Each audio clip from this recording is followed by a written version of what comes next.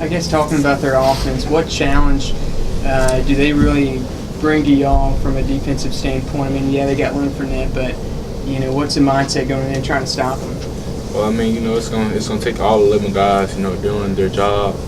Every single play. They have two great running backs, a quarterback who's taken some major strides since he's took over as a starting quarterback. So, I mean, for us to come out and win, all 11 guys are gonna have to do their job every single play. What was it like to have a few days off?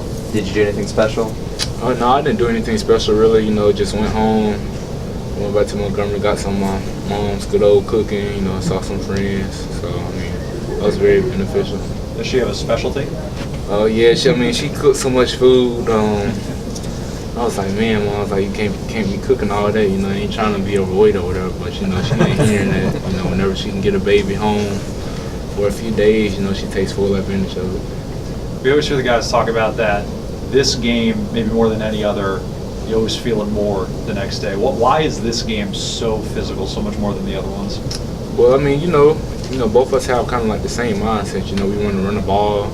That's kind of what both programs are built on. Being more physical than their opponent. So, I mean, Saturday night, you can expect an extremely physical game. So, it's gonna be important that we come out and strike blocks on both sides of the ball.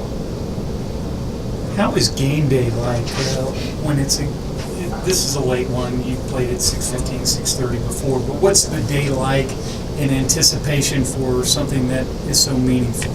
Well, I mean, I kind of like the late night games because get to sleep in a little bit Saturday, and you get to just go throughout the whole day. Just relax and lean up to the game, and like I like when the spotlight's kind of like on you, and like I feel like that's how it's gonna be this weekend.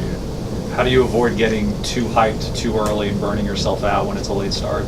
Well, I mean, Coach Saban always preaches to us. You're not gonna win the game off emotion, and you're not gonna win the game off adrenaline. So, I mean, Coach Pruitt always tells the defense, guys, poise and confidence. So, it's gonna be important that we keep our poise and know that it's gonna be a 4-quarter game. Last year, you guys really held Fournette down. Do you expect him to be a little more focused on this specific game? Obviously, it is a primetime game, and a lot of people are going to be watching him in this one. Well, I mean, all 11 guys just got to come out and play football. Everybody has to do their job. Have to do a great job of tackling, a great back. So I mean, defense got a huge task at hand.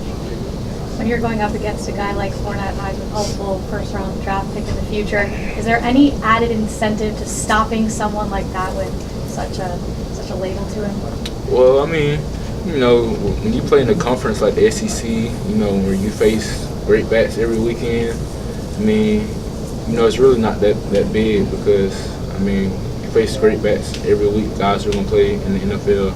So, I mean, it's not really that big of an adjustment because everybody's big, strong, and fast here.